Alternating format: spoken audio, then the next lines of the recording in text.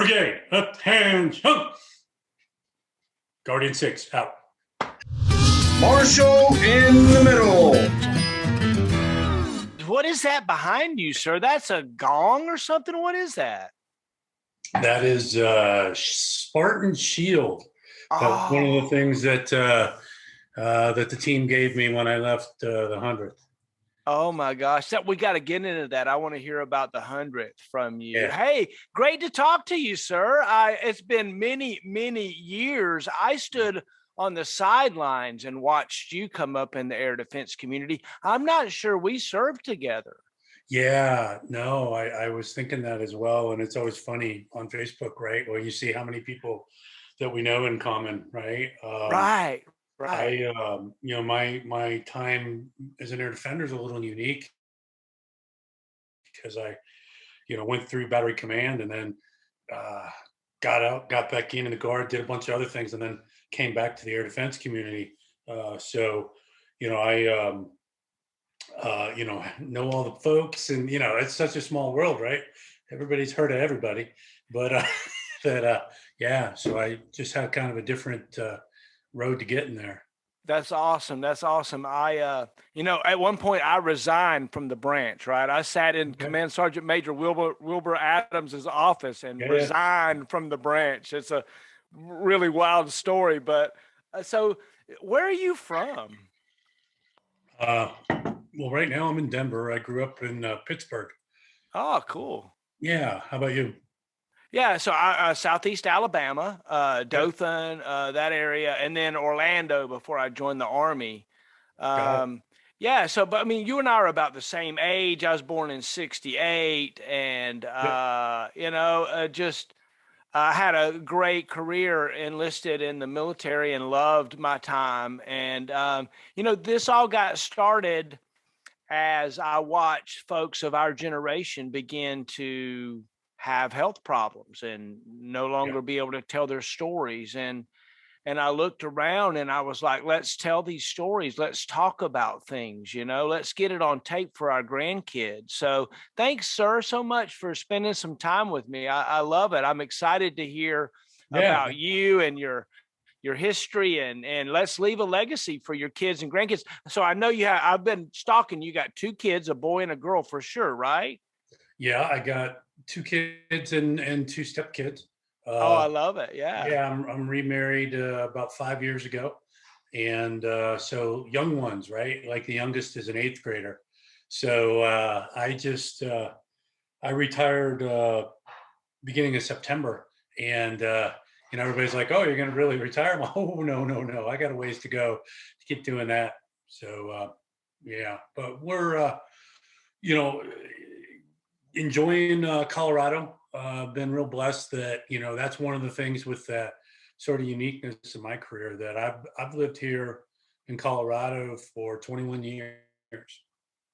Wow. Yeah. So and it's like I said, kind of an interesting thing, right? You're right. We came up in that same generation with those same leaders, and I guarantee, right, when I say names like Lennox and Bromberg and whatever, and you're like, yeah, those are,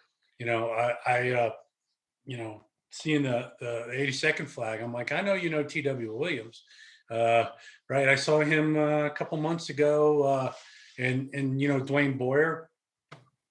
So Dwayne and I are we're lieutenants together back in the day, roommates, and then all that time in space comes in a big circle, and as colonels, we finish our careers together. He came out here for my retirement ceremony. I went out to DC for his, and just some real cool stuff, Yeah, he was a battery commander of mine when I was a platoon sergeant, and we deployed to combat with him or for him and to Kosovo. And I love Boyer. Oh my gosh, what amazing folks we have around us, right? So tell me about some of your leaders. Who were the mentors? Who's the guy that like grabbed you and gave you a noogie and said, "Hey, shut up"? No, absolutely. That one's real easy. So my first assignment was out at Fort Polk, right? Out of 243, and there were a ton of folks out there that really connected. certainly the primary influence, and he's a huge influence in my life. I talk to him probably once a month, easy. Still is Colonel Al Landry. Uh, so Al Landry, he came in, took command of 243, probably about 30 days after I showed up, and all kinds of interesting things going on, and that was building up as we started doing those Southwest Asia rotations, right? So I went over under working under him. And I remember I as change of command, right? So I was in Echo Battery 243, and they were only going to send four. And so Echo, there was no Fox yet at the time, right? And so we weren't going to go. And I really wanted to take that rotation. I came up to him at his change of command at the reception as, hey, sir, I'm Lieutenant Kick. Nice to meet you. I just wanted to tell you, I know you've got shortages at the battalion in the FDC, and I'm the best lieutenant you've got on the Patriot system. And so I'd like you to pull me up and send me with the headquarters. And he gives me one of those looks. He's like, yeah, it's nice meeting you too. Have a great day. But a week later, there I was up in the battalion, right? So we did that rotation. He was and again, still is a great mentor to me. General Heidi Brown, right? She was the battalion XO.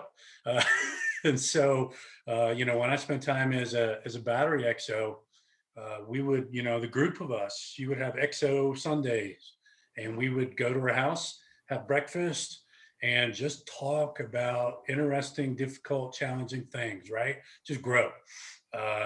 Think the world of her. One of the people who has been incredible influence on me, even though I never worked for him, is Bob Lennox, General Lennox. He was down there at Fort Polk. He commanded 1-2 at the time, and he really showed people, how to do both, right? Like there are people you grow up with that are all about mission, and they can make missions happen, but they lose touch of people, right? And they don't connect in the same ways. And then there are people who are so compelling and love people and people love them, but they don't really get anything done. and that was a great example as a leader, just watching it. And I remember the first time he connected with me, we were walking just around and, first fire, sir. And he goes, hey, Kevin, how's it going? And I'm like, how in the world do you know my name? You know, and because I wasn't in his battalion. And he's just that kind of person. And that lesson of that you can do it all. You can worry about mission and people and take care of people. I had so many great folks that taught me those lessons when I was a young lieutenant. Let me tell you a funny story about T.W. Williams. So we know we're going to do a change of command, and Colonel Landry's leaving, and he was the guy, and nobody had met him. Nobody really knew a ton about him. So it's November, right? Turkey Bowl. And we're down there, and again, Boyer is playing quarterback, right? Because if you know his story, you know that, yeah. But he comes in, and all of a sudden, we're looking, and we're like, who's that? And because built like a tank and whatever. And so we get Colonel Williams comes out, and he still hasn't introduced himself, lines up for a play. We'll hand off and back and forth and boom, probably whole length of the field to score. And finally, everybody's like, who is that? Oh, that's your new battalion commander. Okay, got it. So we know we're going to be running. We know we're going to be doing things a little different. Yeah, but again, just I was so blessed when I started my career to have so many compelling leaders that taught us the right way to do things.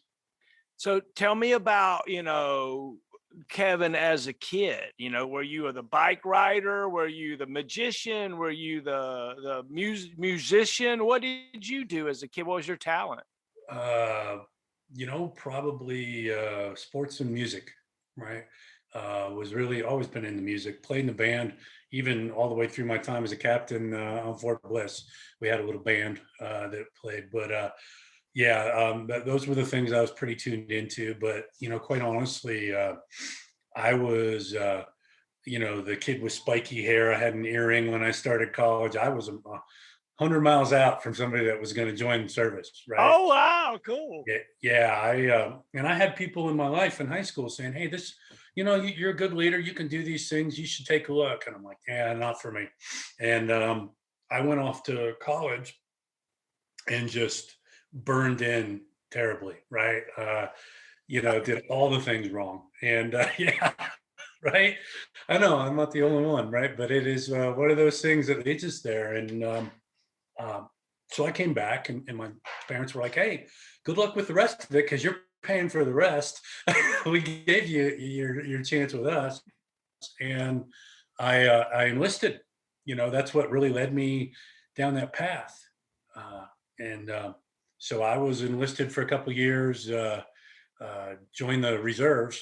I've been in the guard, the reserves, and active duty in my career. So I got all three. Yay. That's Uh, awesome. yeah, but was a 54 Bravo chemical NBC specialist when I was enlisted. Yeah, I know, right? I was lied to. It Oh, was, wow. hey, it's real high tech. It's this and that, and you're a smart kid, and you'll like it. Yeah, okay. Uh, The recruiter lied to you too then. right? So tell me about basic and all that and AIT and the chemical. That had to be like McClellan, Alabama Yeah, and stuff yeah. back then. I went to McClellan for that. Absolutely, went to basic at Fort Jackson.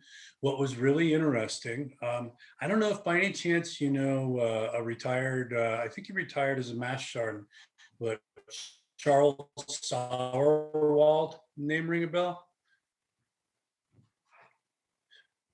Oh, I think my internet's getting flaky. Okay, so Sauerwald um, ended up. He was in 243. He was a 24 Tango, I guess at the time, right? And he and I went to basic training together, right? So we go out there, and that was a great learning experience. And as a lot of people, right, you spend a lot of time, and maybe you don't. Your lens isn't real wide, right? You don't know how other people are living out there in the world. So that was an impactful experience for me. Yeah, I went out to Fort McClellan, and probably the interesting and compelling thing there, they have the live agent chemical facility that you go through as part of training to become a 54 Bravo. And just randomly, because of the way we were lined up in line, I was the 10,000th soldier to ever go through the facility. So, run around in 3 or 4 hours in Mop 4, watching the crickets die when they did the nerve agent or whatever. And we get done with that, and you're freaked out because you're all, I don't want to break the seal on my mask or anything like that. And then they say, hey, go put another set of Mop 4 on, because we need to go take some pictures with the general and stuff. So yeah, that was a very inconsequential thing, but kind of interesting. And later, when I started doing non-air defense things, was doing some WMD response, went back to that place, and my soldiers were like, hey, sir, is that you on the wall? Yep. That's cool. Kind of funny. Yeah. Yeah. So had a, pretty quick experience, in the reserves, um, and went back to school, went into ROTC, kind of, reset the azimuth, got focused. And then once I graduated, headed off to Fort Bliss, Oh, like officer many of us basic do. course, Fort Bliss. What year was that? And I was an OBC instructor back in, let's see, 2002, 2003, something like that. You were way ahead of that though. Yeah, this was 92. Oh, yay, yay, So yay, yay. yeah. So you were, So were you a SHORAD guy or a HIMAD guy coming in? Do you remember? I was Patriot the whole way, right? Uh, did the HIMAD stuff, went through the weapons course, was really gung ho at the time, right? And I remember uh, going through the Ranger training program when we were in school, because I'm like, yeah, I want to do that. And then somebody came in, the battalion commander was in command that had left, a month or so after I got there. He showed up at the O Club, was talking to all his lieutenants. He said, yeah, Patriot officers don't need to be Rangers. You're not going to go to Ranger school. So didn't get the chance to do that. And then, yeah, showed up to Fort Polk and did a couple months there, and then went right off to Saudi uh, first time. And then, so did that with the HHB, came back, and there was a mobilization, a rapid deployment, and you remember the deal, right? Like the big question of why in the world is Patriot and 18th Airborne Corps, right? It takes 10 C5s to load one Patriot, or a battery out, right? And then it's never going to happen. And we lived that IRF life at Fort Polk for a good minute, and then we got mobilized, right? This was they had this reduced readiness battery thing for Patriot. They left them in Kuwait and whatever, and so I came back, and within a year went back out there, um, and did that for another 7 or 8 months. Um, Came back and went a third time on a rotation. Uh, the Back in the day when they first stood up 32nd WMDC, uh, I am going to really quick here, just change if I can the network connection in the house because it's flaking out on me. No problem.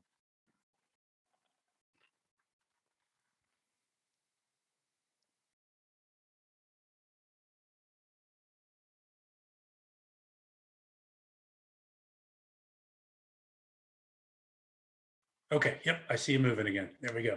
Um, so yeah, that was when they first stood up the 32nd WMDC, brought it back to bear, and deployed it, right. And they basically said, hey, any captain who isn't in command on Fort Bliss, pack your stuff because we're going. So those were my three iterations out there to Kuwait and Saudi, and that was a big part of my experience. Learning how to fight the weapon system out there. Tell me about that pucker factor when you're in the van and you know it's real and you've got these crazy ghost targets and all kinds of stuff that's coming your way, right? Remember, there was a time when they'd upgrade the software, and the next thing you know, you'd be seeing all kinds of Yeah, stuff you weren't yeah, seeing yeah. before. Remember those days? Oh yeah, or when the GPS units only worked 2 times a day, and if you lost data, you were trying to figure out what to do. Yeah, interesting times, but to be quite honest with you, that's the thing, right? Like when it comes down to it, and there was always that gap between SHORAD folks and Patriot folks, right? Like, hey, we're growing up with very different experiences. Um, but getting out there and doing your job, right? Getting out there, pulling mission, and the same thing everybody goes through, right? You pull shift, you go to the gym, you go to the chow hall, you sleep, right? You just on autopilot. Yep. Uh, And that was great, right? Like that's how you learn your job, oh and yeah. that's one of those unique things I think has always been true about air defense officers, the young men and women that do that. They've got to be good leaders, but they also got to be technically proficient, right? Kind of unique about the branch, and I think nowhere more so than I don't want to jump to the end of the story at the beginning here, but when you talk about that GMD mission, uh, Right. a bunch of technical wizards out there, GMD Jedi's, I used to call them, but it's such a unique thing about our branch, and yeah, I think it's important. Uh, as you have those real world experiences. Because the flip side of that, I can remember sitting there at Fort Polk back in the days when we didn't have enough money in the budget to take the vehicles out of the motor pool, and you had to pretend, right? Right. That was crazy. Yeah. So important, formative stuff. Yeah, for sure. Tell me about Lieutenant Kick. Did you ever get lost? Did you ever you got a lieutenant story? Uh, I'm quite sure I do. Have all kinds of lieutenant stories. I let me think. Gosh, um, I tell you a funny story that isn't really uh, that I lost anything that significant. I lost a roll of duct tape, 100-mile-an-hour tape. It was the battalion commander's 100-mile-an-hour tape, and we were out. We were in Saudi, right? And I was out in Riyadh, and the colonel was out in Dhahran, and he came out and he looks at my Kevlar and he goes, you look like crap, LT. Okay. And he goes, next time you're over in Dhahran, you come see me. I got this tape. It's 1 inch thick, 100-mile-an-hour tape. Perfect for the little tabs on your Kevlar. Square you away. Got it, sir. So, of course, next time I go, I cruise over to the office and I say, hey, Colonel Landry said, go get some tape. And his driver goes, here you go, sir. He has a little note on it, says, let Lieutenant Kick use this. And so I tie my stuff up and I'm good to go. And I'm like, all right. And I go back and I take it back to the driver and I say, here you go. Will you make sure the colonel gets this back again? Got it, sir. So about a week goes by and I go back to Riyadh and whatever. And Colonel Landry does a visit in Riyadh and he goes, hey, LT, where's my tape? Sir, I gave it to your driver. Are you really going to blame a junior soldier for losing my stuff? And I thought he was kidding, right? Because that's a great setup for a joke. And I'm like, well, sir, it certainly wasn't my fault. I put the tape back because I thought, he's like, you think this is funny right now? That tape's hard to get. Oh, no, sir. I gave it back. He's like, well, I don't have it. He doesn't have it. So the bottom line is, I let you use my tape and you lost it. Yes, sir. So when you're out in Saudi, and this was before Amazon, right? You didn't just go online and whatever. So, I take, a roll of regular amount hour tape. I take it down to the motor shop. I'm like, I need a bandsaw.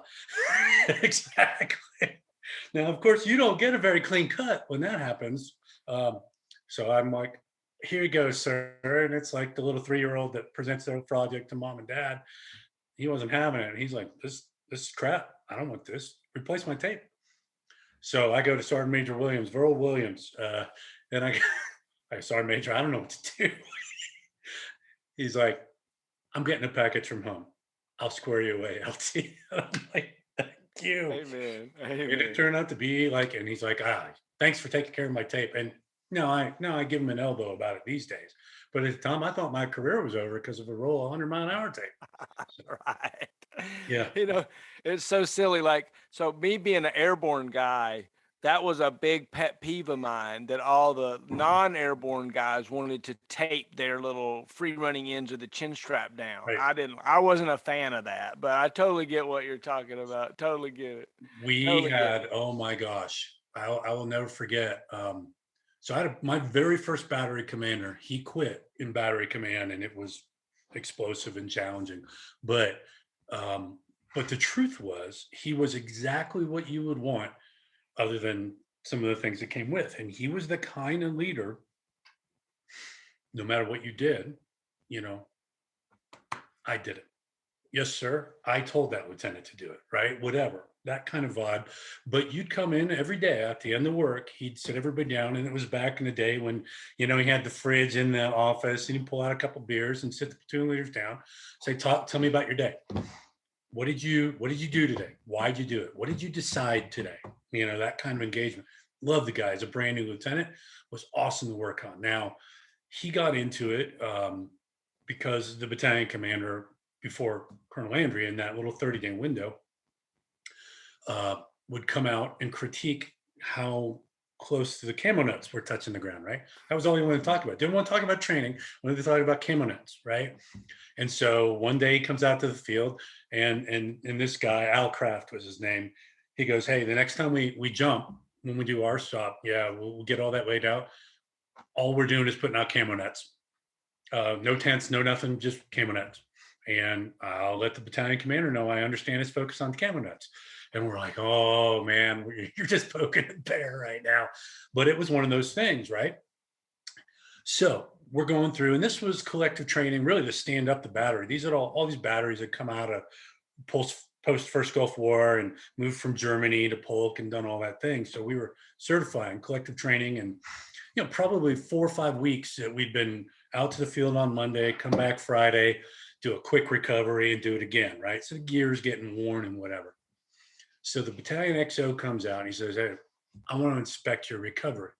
So my truck, the very first truck, I was the RSOP guy, right? And the sergeant that was my RSOP in COIC was for real, right? Like he took great pride in what he did, right? And it was back when we had the 1009s and 1008s, right? So, that was his K5 Blazer, right? That was cooler than what he drove, in civilian style. So he took great care of it. So the XO comes and he looks under the hood and he reaches his finger underneath the air hose and goes, it's not clean enough yet. And yeah, and so my battery commander, he goes, Lieutenant, Sergeant, you're dismissed. And the XO goes, no, no, no, no. They can hear whatever you're going to tell me, Captain. You sure, sir? Yes. He goes, follow me, sir. And he goes back to the back of this motor pool. And back then, you just had lawn turtles all along the back of the motor pool for miles, right? And he comes back and he goes, look at that wheel, sir. Tell me what you see. And the XO's looking at him. He's like, I have no idea what you're talking about, Captain. He goes, I know. Let me teach you something. He goes, what I see is carc paint that's totally sealed around the freaking lug nuts.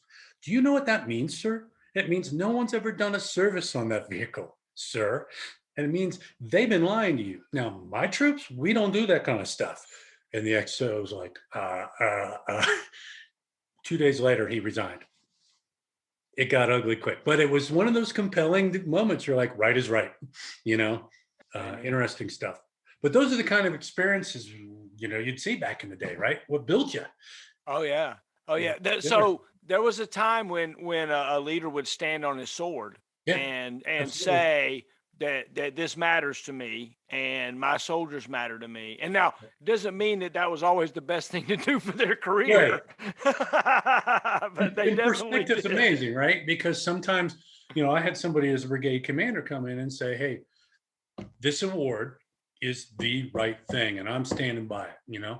There's a HHP command team. Man, sir, you don't understand. Okay.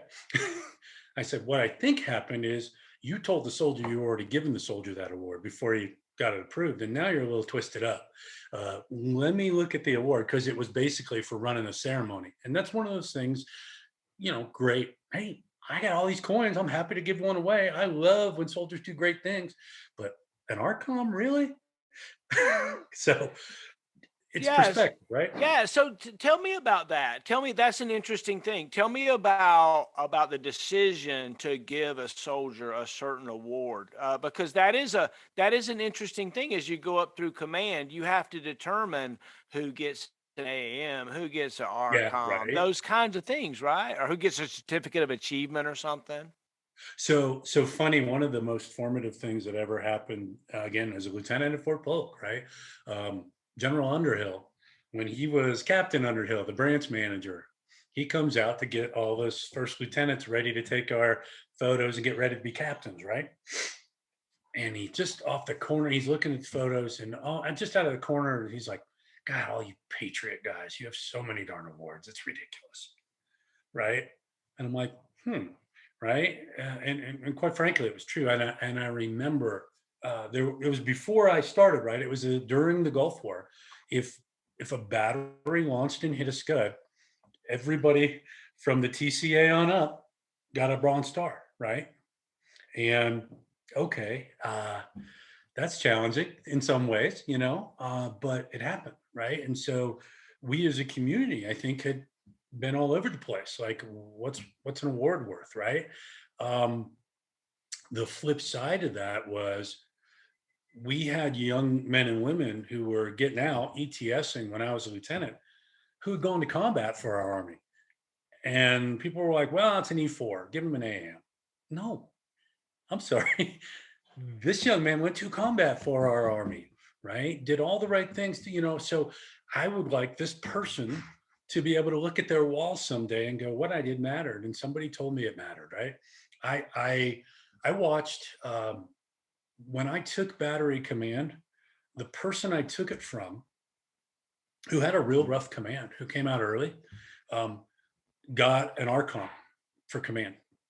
And they walked right out of the ceremony, took the award in front of all the soldiers, and threw it in the dumpster. And so when that was, you probably didn't expect all these kind of interesting anecdotes when you talk about awards, but man, that is incredibly impactful to me on both sides, right? People who assume, hey, I deserve this and that. I've always said my whole career, the only award you deserve is the one you get every month. It's the Lima Echo Sierra Award, right? Every month you get it. But people earn lots of things, and if you believe that a young E4, a young E5 deserves an MSM, chances are along the way, they would have also earned an RCOM and whatever else. And so as leaders, we're failing if we don't keep our eyes on who they are along the way. If we just wait to the PCS and then hey, I'm sorry, that's too much or whatever. We can tell the story along the way. If we try to set our own standards and don't look what's happening across our army, maybe we hurt our folks when they got to compete in boards and do all those kind of things.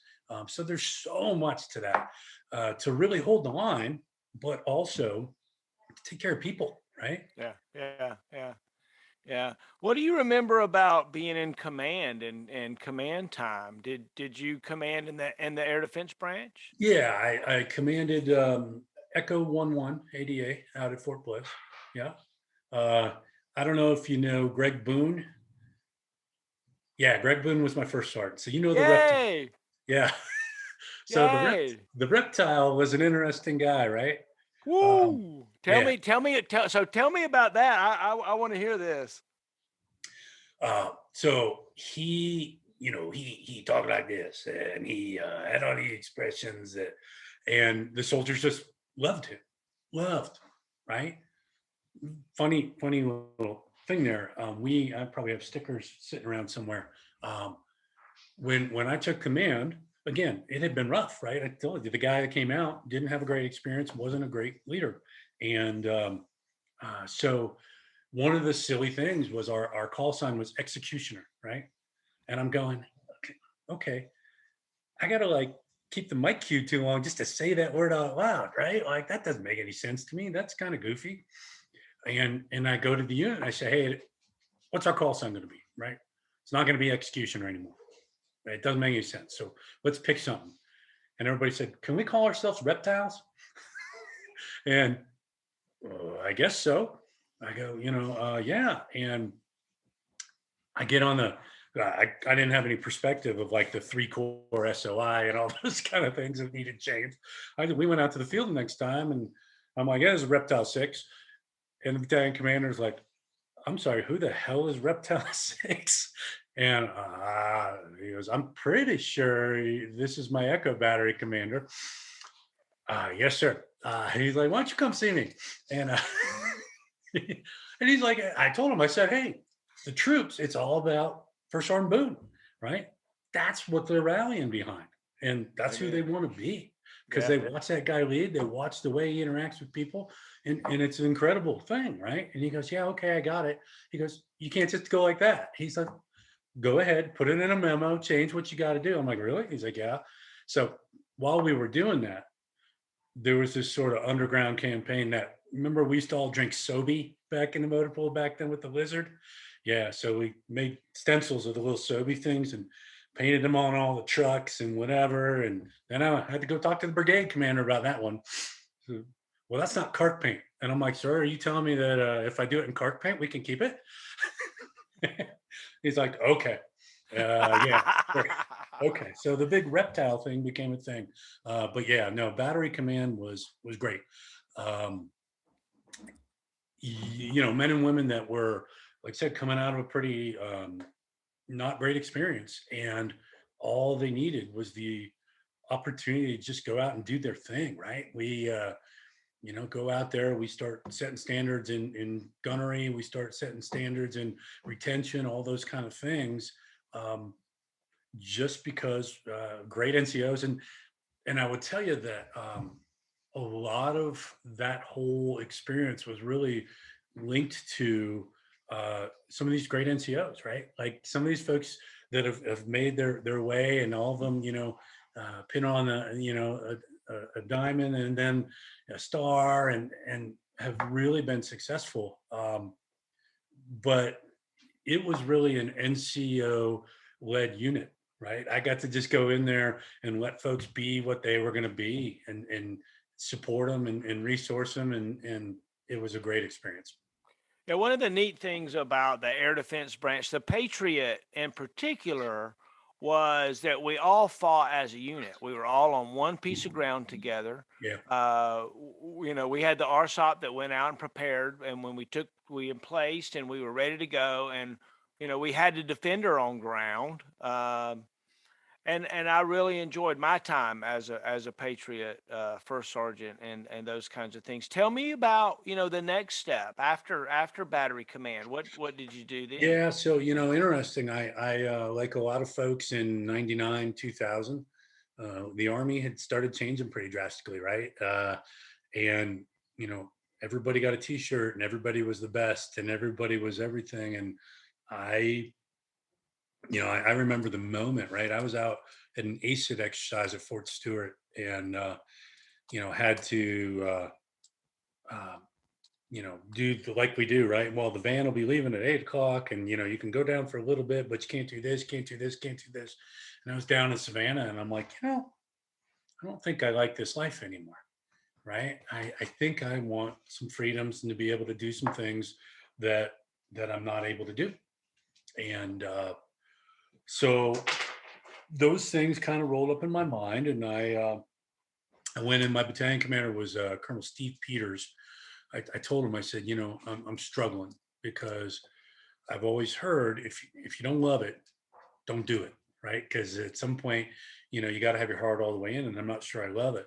I said, but the challenge is everything that I feel like that I value about myself, the Army gave it to me, and I feel like I owe the Army, and I don't know what to do. And he said, well, let me tell you, the Army took back from you everything you owed it way early down the line. Um, Amen. yeah, and so in the end, after your first couple of years, it should be a mutually beneficial relationship. And so if it feels like it's not that, then it's time for you to look somewhere else. And so like a lot of people did right around then, I left active duty um, in August of in September of 2000. I moved out to Colorado, and I joined the Colorado Guard as a weekend guy. Uh, Hopped in their G4 shop at the state level, just finding a place to fit. Did that for a little bit, and then went down to the schoolhouse down at Fort Carson and was drilling down there, running the training facilities and whatever else. As I was working during the week for Corps, actually, I was in their packaging facility and making landfill. I always say, right? So it wasn't the most rewarding job in the world. And then so doing that, and then 9/11 happened, right? So I get mobilized, and we go down, and is the training site 3 for the guard stuff at Fort Carson. Was down there for about a month and a half, running folks through ranges, right? We were all these folks that were getting mobilized to guard chemical depots and whatever, Utah, Pueblo, Colorado, whatever. So I did that. Uh, and then I ended up getting switched over, and I was the guards liaison there at Carson in their EOC uh, for another month, 2 months after that. And so it was kind of one of those things, right? I was back in uniform, but living, this Colorado life that I had wanted to live. And along the way, met somebody who had gotten married. Actually, I got married 2 days before 9/11. Uh, Oh so wow. yeah, and Boyer was in my wedding, my first one, and he hopped back on a plane, went to the Pentagon. 9/11 happened, right, and he was working there. I remember talking to him. I'm in Hawaii on my honeymoon when all this is going down. He's like, "Hey, nobody's heard from Colonel Williams, right?" So all these things happening, right? And so I come back and finally get back to US, and I'm mobilized, and I do this for a couple months. And the Colorado Guard says to me, "Hey, do you want to come and just be full time in the Guard?" So this what they call AGR, Active Guard and Reserve Program. I became an AGR in Colorado, and most of what I did from the end of '01, beginning of '02, all the way through, gosh, 2015 was domestic operations, right? So as a colonel, lieutenant colonel, I commanded a WMD response team.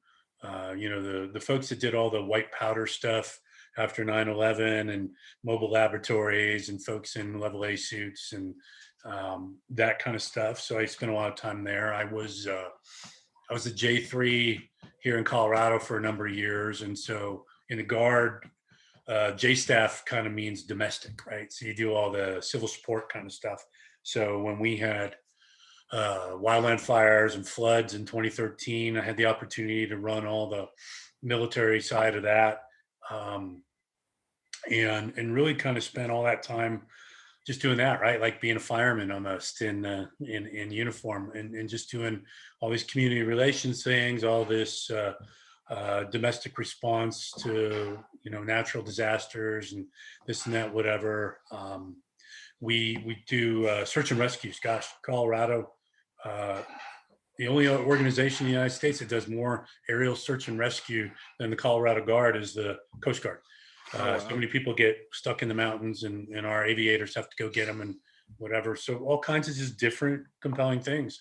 And then I was getting ready to retire, and the adjutant general, the two-star that runs Colorado, says, "Hey, somebody told me you were an air defender." "Yeah, I am, sir." "Why have you never gone and worked at the 100th Missile Defense Brigade?"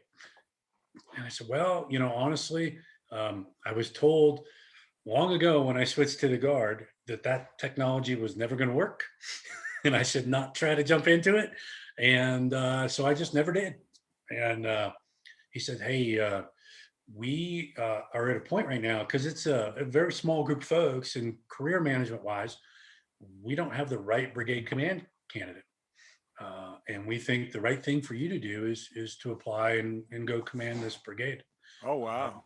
and so, yeah, had the opportunity to do that, right? Learn a whole new weapon system, um, and really, it was pretty exciting because I go back, into SMDC then, and I run into Boyer, I run into Kevin Sioka, I run into all of these folks that I grew up with, right? I go overseas and go hang out with Greg Brady, my friend Greg Brady, because he's out doing this kind of stuff and talking What that. a And wonderful guy, right? Isn't oh that my guy a God, wonderful guy? one of the coolest guys you'd ever meet, right?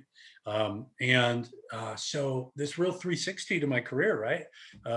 Come back and be an air defender. And one of the things we really struggled with, both in the unit and at branch, quite frankly, was, well, hey, I call branch and they'd be like, "Hey, aren't you like space guys? Like, shouldn't you be calling the 40 desk?" I'm like, "No, no, no, no, air defenders," right? And trust me, like, this is a branch qualifying air defender job for an active duty O5 is my XO. I'm not, you keep sending me folks that are retiring. Like, what are we doing here? How are we doing what we do? And I had the chance to go back to Fort Sill and talk to the leadership there, and simple things, right? Like, "Hey, I need some help because we don't have a St. Barbara's program," right? I mean, I got a medal when I was captain, but there's nobody in this infrastructure that can, that has an ancient that can sustain a program, right? Right. And so really just working in kind of good timing to, reconnect a little bit that brigade. And that's a really unique brigade, right? At the time I took command, we had folks in Alaska, New York, California, Colorado, and then the five TP2 batteries that were out deployed in various places, that they said, "Well, those belong to the 100th." And I said, "Well, has a 100th Brigade commander ever visited any one of those?" "No, no, no, no, no." "Well, but you're telling me they're wearing the 100th patch." "Yeah." My God, that doesn't make a lot of sense. Oh, So, right. Wow. so we're headed out to Hawaii. We're headed out to Germany. We're headed out to Qatar. We're headed out to Japan. We're doing all these things, right? And trying to, make it into a no kidding functioning brigade. In addition to, these wonderful folks that do this 24/7 mission to defend, against ICBMs. So yeah, it's just an incredible mission, incredible folks, like So, everywhere. so tell me about the 100th, if you don't mind. Tell me about that mission. A global missile defense. I mean, come on now. Yeah, right. So yeah, it's a real small brigade. What they always say is the 300 defending the 300 million, right? That's one of the slogans, right? And that's where that Sparta thing comes from, the 300, right? And it's actually a little bigger than that with the organic units, and then with those tippy batteries, there's 800-900 folks, but not all touching each other, right? All over the globe, just like everything in SMDC, distributed all over the globe, doing mission sets, um, and very different, right? So we grew up where maintenance was the king, right? Where especially, as a Patriot guy, right? If something goes down on the radar, man, you got that crane laid over, you're waiting for that part to come in, and it was our life, right? You drive down the road and hit a pothole, you're gonna have to swap some cards, right? Yeah, but right. but he didn't own any of that in GMD, right? It's not a program or record. The system, uh, MDA owns it, right? And so working on the relationship between contractors and MDA and the warfighter, and you've got the headquarters that own the mission. From a warfighter perspective was Northcom, but from a training readiness oversight perspective was Stratcom, executed through SMDC. And then you've got 3 National Guard states that are providing soldiers. And one of the really unique things, Alaska, right? Fort Greely, Alaska, 2-hour drive from anywhere in Alaska, right? We actually, I'll tell you, at that battalion, half the soldiers were from Puerto Rico. Oh, really? Yeah, they couldn't sustain it, right? That's a whole battalion of full-time folks, and the Guard isn't built to do that, right? Right. Right. And we had an MP company and all these air defenders. And so, okay, well, the folks leading that unit are like, okay, I can't sustain this in Alaska. Let me open my doors to these other states. And suddenly it became a thing in Puerto Rico. They just kept sending people. So you go up to the Alaska to do air defense and you got a language barrier, right? It's That's funny. all these really unique things about the 100th. And Oh, wow. working with 3 adjutants general, trying to make sure their equities are maintained, and the National Guard Bureau. So yeah, as the commander of that unit, in addition to learning a new weapon system, working training, and what was really cool was General Dickinson comes in, right? And and he knows Patriot, right? He knows how crews work and how all that stuff happens. And he comes in, he said, Kevin, you're the first active duty Patriot dude that's ever commanded this unit. I want you to do readiness how you know how to do readiness. And so we had the opportunity to really grow and really do some, and that was great, right? When North Korea was getting really crazy in 2018, that we were ready, right? Like ready to shoot something down if we had to. But yeah, that's really what it is. 24/7. These crews rotate through and they don't just watch the skies, they watch space, right? Satellites, this and that, whatever. I cannot imagine, okay, when somebody shoots something at us, when they finally shoot something at us. I just can't imagine. I just Yeah. can't imagine. Well, and that's it, right? Because you've got these young people like anywhere else. They've been training for years. They want to go do what they do, Right. right? But you have to tell them, hey, the minute you have to do what you do, it means World War III probably started, Right. right? Like it's not oops, and we go backwards from there and we're successful and the next day happens. Everything changes if we ever have to do what it is we do. And yeah, I mean, incredible what we asked. Really, it's 50 folks, right? 50 men and women in uniform, 24/7. They were there Christmas, New Year's, whatever. And those 50 folks are watching out for that most terrible day in our nation all the time. I remember when Colonel Boyer was running the Santa watch, right? Yep, yep. He's doing Santa Yep. watch, and I'm giggling. I'm like, yeah, you're watching a lot more than Santa, I promise. Yeah, yeah. And so, um, just a great experience. And that unit is a combination of National Guard folks and active duty. Uh, so So I just want to say this publicly, sir. Cool. This is awesome. I'm meeting the former commander of the Global Missile Defense Brigade for the United States of America. Thank you, sir, for what you did and what you're doing. I mean, that's cool. That's big time cool yeah, shit, unique right? stuff, right? I mean, really, that's like when I tell my friends, when I tell my friends tomorrow, I talk to you, they're gonna be like, no, dude, come on. Right? When we went through a series of where it hit the media quite a bit when North Korea was pulling up, and uh, I was in some, I got interviewed by uh, NBC News and CNN and whatever. And so the CNN engagement got kind of chopped up, and they used it in various articles. And one of the funny things, they called me Senior Army Missile Chief. And I didn't live that down for a while. Right? The Senior Hey, Army Senior Missile Army Chief. Missile Chief. Yeah. But yeah, I mean, and you know, I think about it differently, right? I do. I think about, like I said, what a cool blessing to understand that mission and be a part of it, and to, you know, become an air defender again before I left my career. But also, you know, I'm just always struck by the talent and the amount of dedication by those folks that pull crew duty there, because it's hard work too. This is not Oh yeah. super elevate and go. This is you know, a very long course that demands 90% or above just to get through it. And when you're talking about building up the gunnery, that's quite a skill set. And then to be able to integrate with those crews. And I guess the other thing that I always struck me, those folks do it 24/7 their whole assignment, right? So, you know, right, you build a crew, you build Patriot battery, you build that readiness, you build those crews, you deploy it, you use that readiness up, you bring them home, you give them a reset, you start over, right? Which was hard enough for years, right? We did that for 20, 25 years. We're still doing it. And air defense, you know, they wear it, right? Um, these folks, it's not build it up and reset. You're building and consuming it simultaneously, and there's not a day off. So, you know, I have a death in the family. What am I going to do about that crew? I have, you know, somebody getting married. What am I going to do about that crew? Because it ain't like, you know, a year-long deployment, but then I'll come home and I'll be able to do those things. It's all the time. So, you know, I admire all of our men and women that are out there serving. I admire the folks that I got to lead in that brigade even more.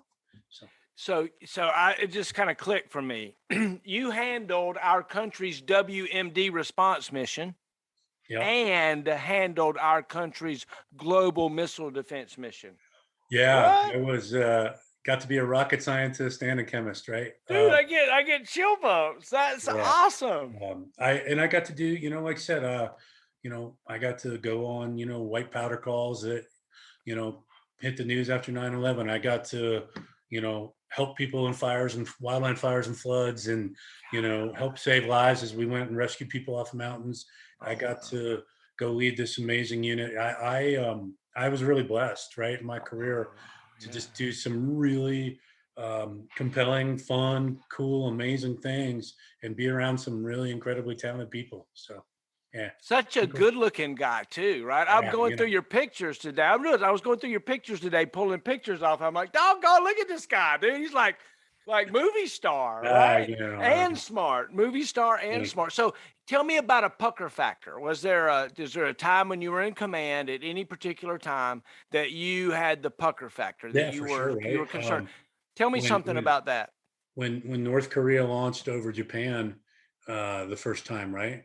Because you don't know, right? And one of the things that made that really compelling was President Trump at the time had made it pretty clear, like if this happens, you know, it could be we could go weapons free, right? Uh, we have some messaging we need to do, and those you know, men and women watching, you know, and I'm out there, you know, watching that round and listening to that call with folks who are the decision makers on whether we engage or not. And like I said, you know, when we pull that trigger, the world changes a little bit. So I was really convinced we were this close to pulling that trigger. So, Um, look, you just said something that is very interesting, and I don't want to dive deep into it, but you're right. When we pull the trigger with some assets, it's going to be world changing yeah. when they show up, right? It is. Wow, thank you for sharing. That is so cool. Tell me about the anthrax white powder stuff. You got to tell me something about that, right? Yeah, no, a lot of fun and interesting. You know, so those teams were built to do biological, chemical, and radiological response. I think the coolest fun thing is in the training, right? Dugway Proving Ground out in Utah. Um, so that is where one of the couple of places where live agent stuff happens, both chemical and biological. And the funniest thing, yeah, I tell you all the scary and cool things, but I'll tell you the funniest thing is an old Kenmore freezer in the back of the hallway is where they keep all the live agent samples. Oh All right. no. And you're like, and they're like, okay, yeah, come on in here. So there's plague, there's anthrax, there's Ebola, there's whatever. And you're like, wow. And poking around at that stuff.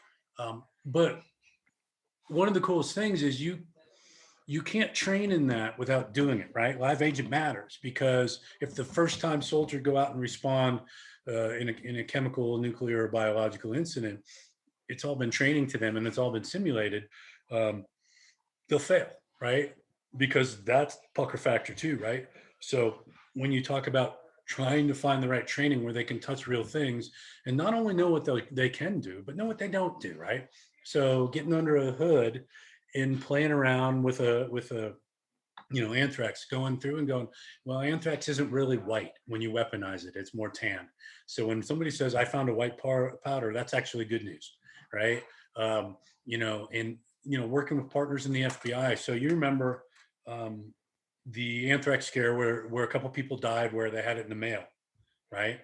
So had the opportunity to be kind of a part of that ongoing process and that investigation, supporting our FBI partners and watching, man, when somebody does that right, it goes right through an envelope, right? It ain't about who opened an envelope. The particle size is so small, it goes right through the paper. And so really looking at the science behind those kind of things and learning about that stuff was super valuable, and learning how those kind of things work. Just a whole another place to take your career for a couple of years, right?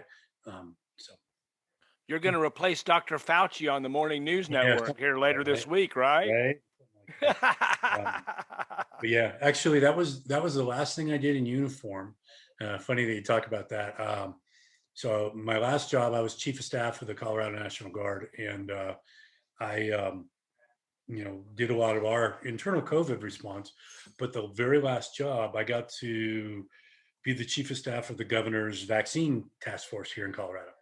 So working with public health, working with the medical community, working with the active military as they deployed and in support of that, working with FEMA, all those things. Um, but again, right, just another example of stuff that you don't normally get a chance to do and learning things. So as we walk through this path with what we deal with COVID and understanding and being in a room full of these experts, I always end up in these weird places in my career, but it's been a lot of Dude, fun. I'm so impressed. I'm just like over the top impressed with everything. So, all right, so here's a question for you. If you had to go back and live 1 year again, what year is it going to be? Wow, good question. Uh, you know, um, there's all kinds of things that I did outside of uniform that were really fun. If there were no rules and no attribution, I'd do it again in a minute. But um, in terms of my career, I got to tell you, battery command, right? They say that because it's the junction of you just learning how to do things that are important and relevant and lead in ways that are impactful long term, right? Like Amen. very few people come up and say, "Man, I remember when you were a platoon leader; it was super valuable to me." No, they say, "I remember when you did that dumb shit," right? Or I remember when we all did this in the battery. But the battery commander was that sandbox, right, where you got to learn and you got to try things what you believed in. You got to try, right? You and your Right. first sergeant. It was also first time, you know, when you really understood everybody's got a role here and you start seeing how it comes together, right? And you really start valuing everybody from the armor to the first sergeant, from the platoon leader to the motor sergeant. Like everybody's got a role to make this symphony work, right? And we all do different things, but they're all important.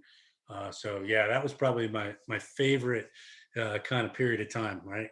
Doing Oh important, yeah. things, but learning a ton.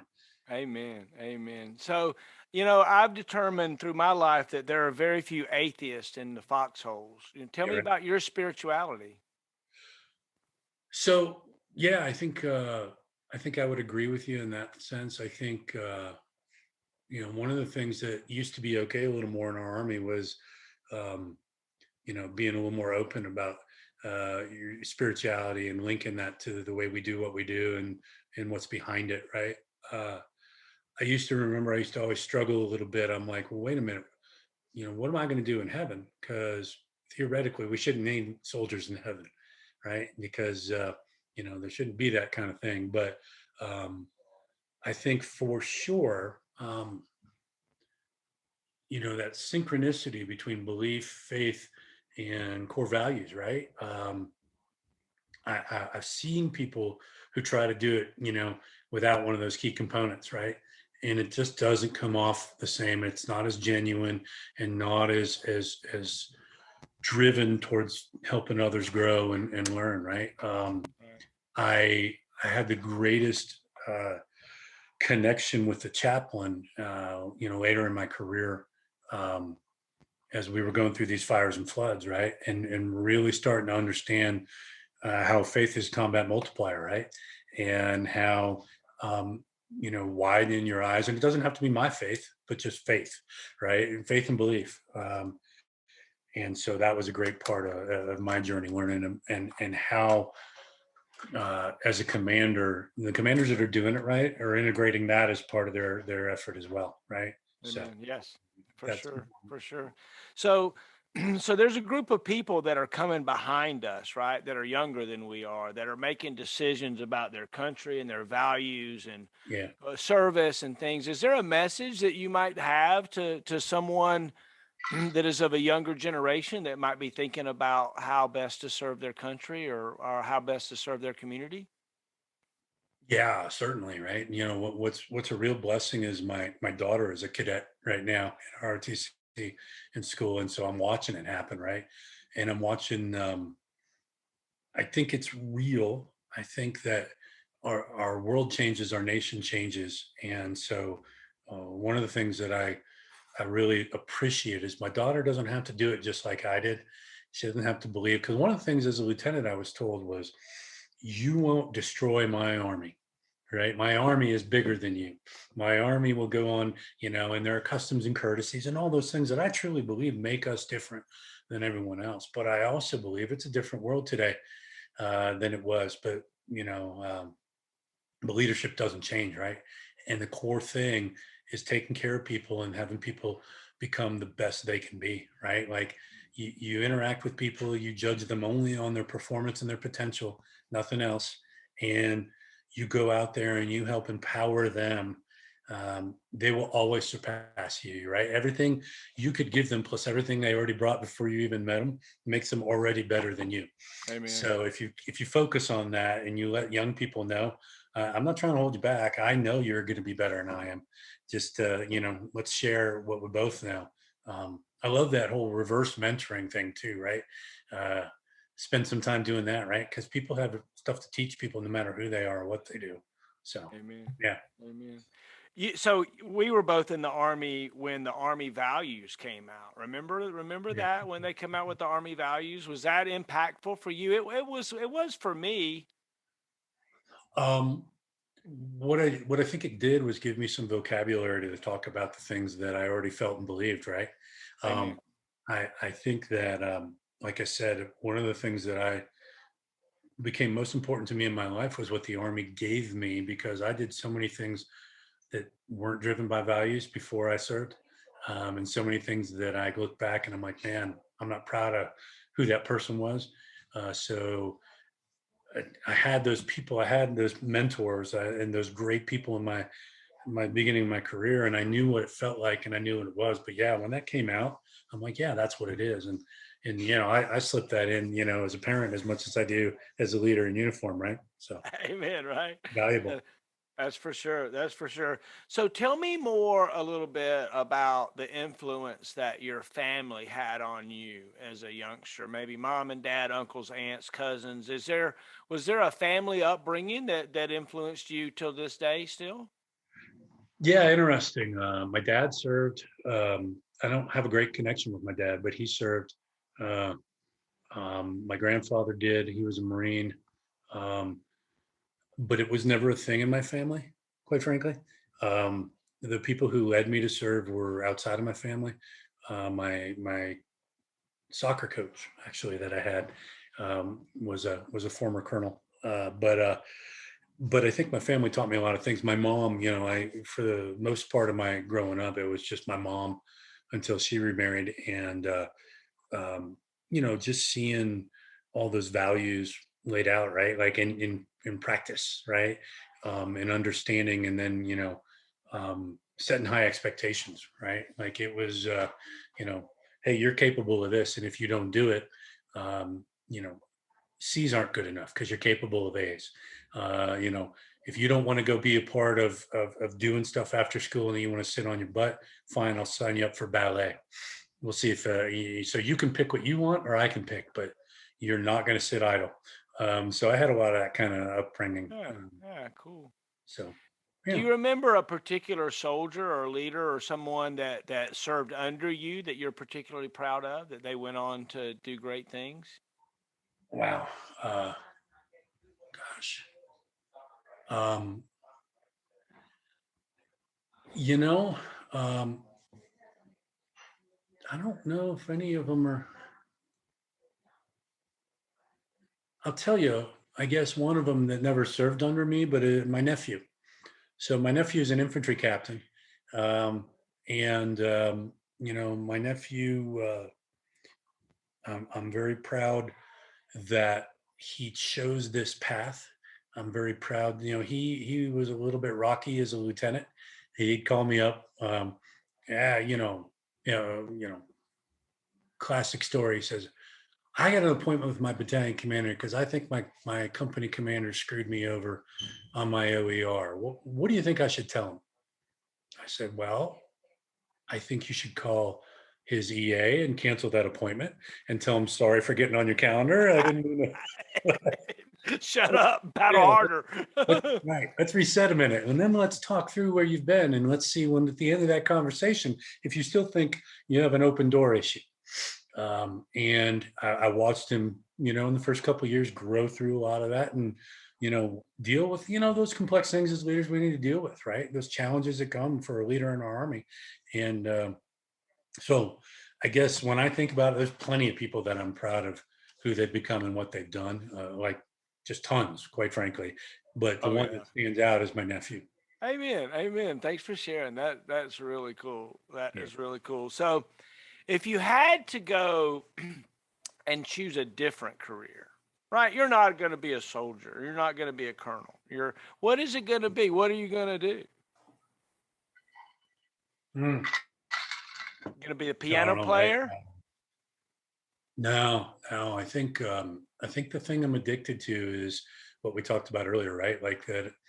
I love helping people find their best them, right? So whether that's as a teacher, a minister, or whatever, a youth group leader, counselor, whatever it would be, um, that's the thing that makes me tick, right? So, Amen. Amen. Amen. So yeah. before we get off of here, what I really would love to get is for you to call your unit to attention and then sign out, right? We got to get that on tape before we leave, and Okay. any stories maybe that you haven't told that, I've tried to talk a little bit and ask you questions that might prompt you for some certain things, but is there something that we haven't talked about? Wow. Gosh. Now I think much like you, there's probably plenty of stories, right? But when it comes down to it, no, I appreciate the opportunity just to share and reminisce a little bit, and it's always about the men and women that you serve with, right? Right, That's it the thing. is. Whether you're, it was a cool moment that I had for 1 second to go, wait, I am the senior person in our army wearing this patch as a brigade commander, right? That's a fun moment.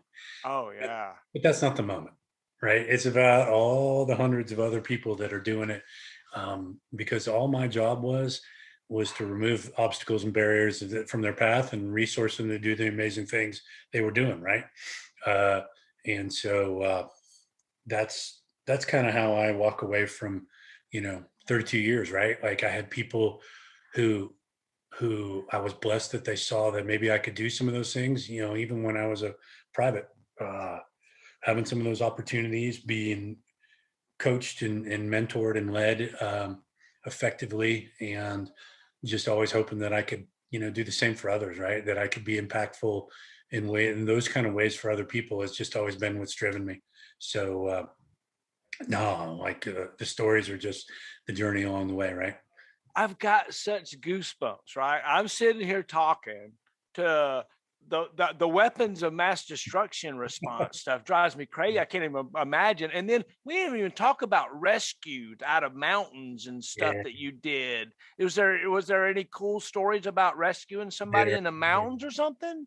there are tons of those great stories, right? Where um, funny, the guy who was my senior enlisted leader when I was commanding the WMD team, he retired, brought him back in as a civilian in the operations center when I was a 3, because he was just so darn brilliant at thinking, right? Like thinking, growing. The rescues that happened, watching our aviators pull people out of mountains and figuring out how to help triangulate, cell phone signals and help these civilians figure out, where's the right place and where do we look. The using an F-16, and unfortunately we lost that person, but we had this, call go out, and we had F-16s up doing a training run. And we said, hey, you're kitted out with the right capability to get a source. Can you fly over this grid coordinate and see if you see anything? And they found a tent, and we were able to get a helicopter there in 30 minutes instead of the 2.5, 3 hours of searching.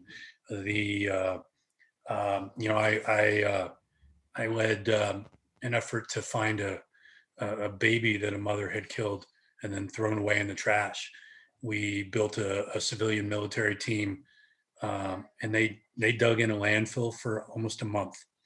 And a young sergeant who was a cop in his full-time job but had mobilized to do this, he found that baby after 30 days of digging through a landfill, just to let that baby, be buried and be on that journey the right way. Like, there's so many stories, right? So many things that have been impactful along the way. But yeah, just part of a long career. That is so amazing, sir. I salute you. I was baffled. I'm just baffled by the greatness and all the things that you've been a part of. So proud to meet you and talk to You you and too. know you. And thanks for what you're doing. Cause I like, I've watched, and as I, um, find the people that you're finding, I'm like, yeah, that's a great person. I'm so glad to go, okay, that's a connection. And that makes me remember, and that makes me feel things. So the work you're doing is super important, and keep it up. And I truly appreciate it. Well, thank you. We appreciate it. It's just me and like I was a first sergeant, and my first real soldier like came in as a private. Me and Benson, he and I have decided to build this, and we've been doing it for a while, and we're very proud of it. Thank you so much for That's cool. for agreeing to be with us. If you could, I would love it if you would call your unit to attention and then sign out. That would be awesome. All right. Let's move that a little. Oh, I love it. Brigade, up, hands, up. Guardian 6, out. Oh, that's awesome. Wow. Yay. That's the Thanks best. again. That's the best. Yes, sir. Hey, doesn't that make your heart just go boom, Oh, boom, it boom, does. boom? I miss it. I haven't been gone that long. I still miss it. Oh, yeah. Well, best to you. Oh, If you yeah. need That's right. You anything, just I look retired forward- this past year, right? Yeah, absolutely. Amen. Thank you, sir. Take care, and I'll be Good looking evening. forward to seeing your stuff out there. Yeah. Amen. We'll put it out there. We'll send you the coin and the box and everything here shortly. Okay. Oh, that's wonderful. Thanks again for the experience. It was great. Amen. Bye-bye.